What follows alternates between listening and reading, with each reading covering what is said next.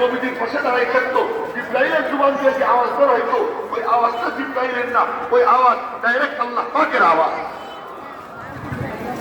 লোকে কথা আমার মতো ছোট ছোট মহাদ্দেশের কথা না, এটা ইমাম বুখারী বলছেন। ইমাম বুখারী রাহমাতুল্লাহ আলাইহি বলছেন ওই আওয়াজ ডাইরেক্ট আল্লাহ পাকের আওয়াজ।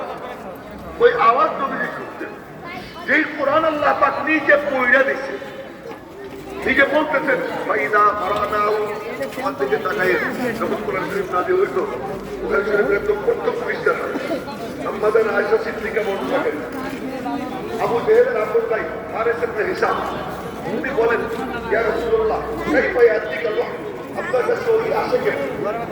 তো নবীজি বললেন আহইয়ানা ইয়াতিনি মিসলা সাওতাল রিজাল,